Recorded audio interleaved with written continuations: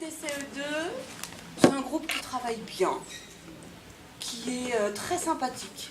C'est vrai, ils sont tous très gentils, ils sont agréables. Bon, je fais la police de façon normale. Comme les CE1, ce sont des bavards. Ça, j'ai pas de doute là-dessus. Mais on travaille bien. On travaille tranquillement. J'ai pas l'impression que ce soit un groupe qui force des masses. C'est amusant, ils sont très bien. Et en fait, c'est rigolo parce qu'ils sont toujours très attirés par ce qui se passe là.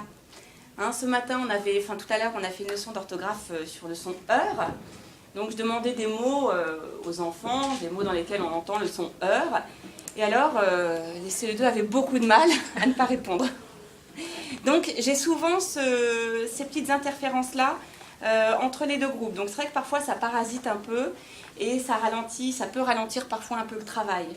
Donc c'est parfois un peu agaçant. J'ai fini par me fâcher parce que j'arrivais pas, quoi. Donc on a souvent ce petit parasitage et c'est vrai que j'ai l'impression d'avoir un groupe de CE2 qui a un petit peu de mal à se concentrer véritablement et puis à se mettre au travail sans que je sois là. Donc c'est vrai qu'en ce moment je suis obligée d'être pas mal avec les CE2 parce que j'ai l'impression que dès que j'ai le dos tourné, pouf, on s'arrête un peu de travailler. Donc voilà, c'est un peu le sentiment que j'ai en ce moment. Maintenant, bon, on va mettre ça sur le dos de la reprise et puis ça va aller mieux. Mais c'est vrai que c'est un groupe qui est très serein, je trouve, très tranquille.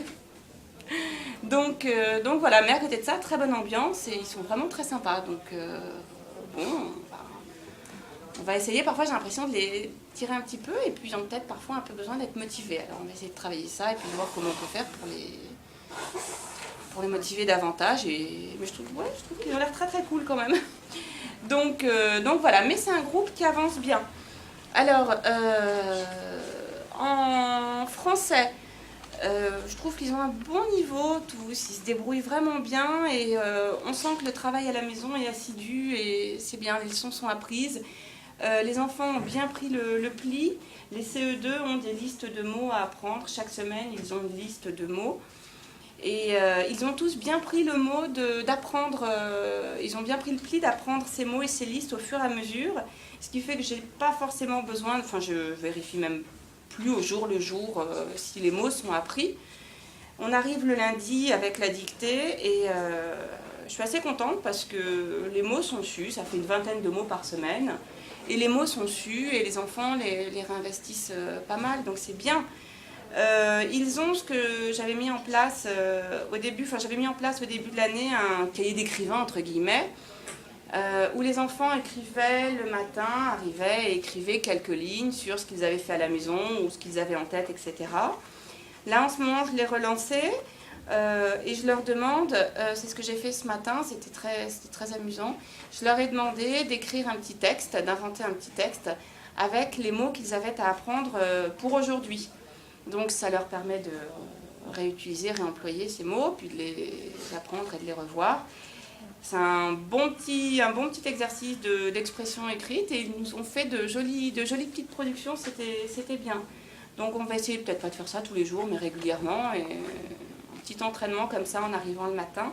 C'est plutôt pas mal. Donc je suis très contente pour ça parce qu'on sent que le travail à la maison, c'est pas pour les CE1, est régulier et performant. Les enfants le font bien. Donc pour ça, c'est bien. Nous avons bien avancé aussi en conjugaison. Alors en conjugaison, nous avons commencé à travailler l'imparfait du verbe être, le présent des premiers, deuxième groupe, de quelques verbes du troisième groupe. Nous avons aussi commencé le passé composé. Alors ça, n'hésitez pas à revoir avec les enfants le passé composé parce que c'est difficile. Ils ont beaucoup de mal avec le passé composé. On a commencé ce matin avec les CE1. Donc voilà, petit à petit, on avance en conjugaison. Alors peut-être que vous aurez l'impression que ce n'est pas forcément cohérent dans l'apprentissage, mais j'avoue que j'aime bien l'idée de toucher un peu à tous les temps tout au long de l'année pour permettre qu'on puisse y revenir. Je préfère pas faire tout le bloc présent, puis tout le bloc futur, puis tout le bloc... Parce que les enfants risquent de l'oublier, puis mine de rien, ils ont besoin d'apprendre ces temps tout au long de l'année. Donc même si ça vous apparaît pas forcément toujours très cohérent, Je crois que c'est bien parce que, bon, moi je sais ce que j'ai donné, donc je sais où j'en suis. Ça permet aux enfants vraiment de revenir régulièrement et de faire un va-et-vient sur les temps. Donc voilà à peu près où nous en sommes en conjugaison. En orthographe, les mots, les homophones du style A avec accent, A sans accent, et EST, etc. Donc petit à petit, ça s'installe.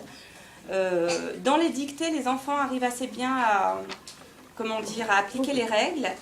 En revanche, dans les textes, dans les expressions écrites, dans les expressions libres, là c'est amusant, ça part.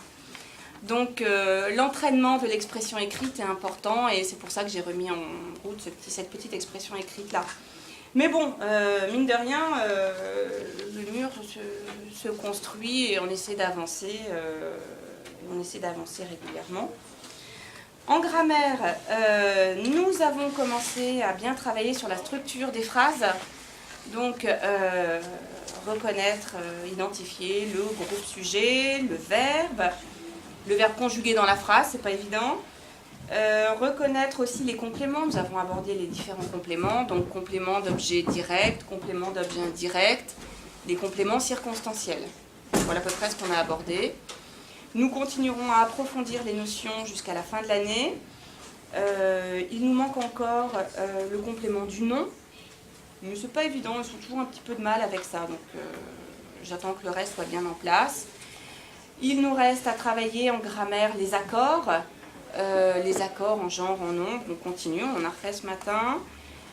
Il nous reste à travailler les accords du participe passé, les adverbes, voilà, ce genre de choses.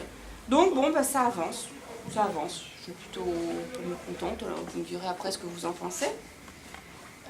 En mathématiques, on continue de travailler véritablement la numération, la valeur des chiffres dans le nombre, les nombres. Donc on a passé largement les nombres au-delà de 1000. On commence à être dans les grands nombres, pas dans les très grands nombres, mais dans les grands nombres. Donc on sent que les enfants ont encore du mal à lire les nombres au-delà de 10 000. Hein, c'est pas encore acquis pour tout le monde, mais ça va venir. Nous avons revu la multiplication avec la décomposition des multiplications.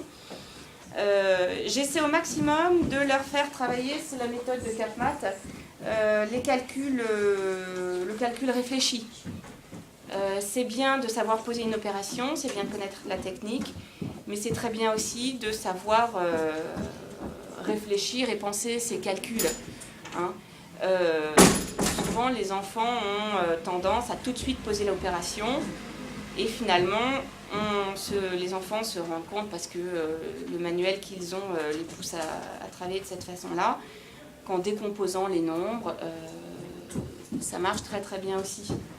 Donc voilà, on a donc la multiplication, on a travaillé la multiplication, posée aussi, l'addition bien sûr, la soustraction. On commence à évoquer les partages, donc on va bientôt aborder la division. Hein. Et voilà, en géométrie nous avons avancé aussi, nous avons travaillé sur les triangles, les quadrilatères, on commence à observer quelques petites propriétés sur les angles droits, etc.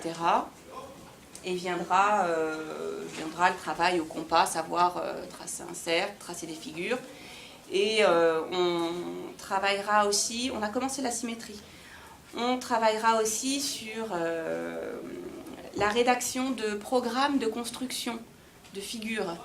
Donc on a une figure, essayer de l'étudier, par exemple, donner un message à son camarade d'à côté en lui disant, bah voilà, j'ai écrit un programme de construction et puis tu dois construire la figure. Donc on se rendra assez vite compte de la teneur du message. Est-ce que le message est valide ou pas? Et donc on s'attachera plus à réfléchir sur ce genre de problème en géométrie au 3e trimestre. Voilà. En mathématiques, on continue aussi de travailler la résolution de problèmes, et ça c'est de toute façon récurrent dans leur fichier de maths, où chaque notion technique est toujours reprise dans des petits problèmes. Voilà. En histoire-géographie, alors comme vous avez pu le voir, on a pas mal avancé, préhistoire, l'Antiquité, on est dedans. On n'avance pas toujours aussi vite que je le voudrais, mais enfin bon, bon an, mal an, on avance. Donc je voudrais que l'on continue et que l'on arrive au tout début du Moyen-Âge. Voilà. En géographie, nous avons commencé à travailler sur, nous avons travaillé sur le quartier, la ville, etc. Nous avons commencé à travailler sur le relief de la France. Donc avant les vacances d'hiver, nous avons travaillé sur les différents massifs. Donc ça, les CE1 en profitent aussi parce que ça fait partie de la découverte du monde aussi. Donc j'allège un peu pour les CE1, mais ça me permet de faire aussi quelques cours ensemble. Voilà. Avec les... Oui, donc en histoire-géographie, je ne suis pas très en avance en géographie, je le sais. On va essayer de rattraper ça. Et en sciences, j'avoue que je ne suis pas bonne du tout et j'avance pas beaucoup en sciences. Donc je vais essayer de mettre un petit peu la gomme sur ça. Et puis je crois qu'il y a des papas qui se sont proposés pour nous donner des petits coups de main. Donc je suis vraiment preneur parce que c'est vrai que je ne suis pas très douée en sciences. C'est pas forcément ma tasse de thé. Donc on a fait quelques petites choses, mais on va continuer. Voilà. Donc je crois que j'ai fait un peu le tour. Donc à ce moment-là, je vais embrayer sur les CE1 et puis on y revient.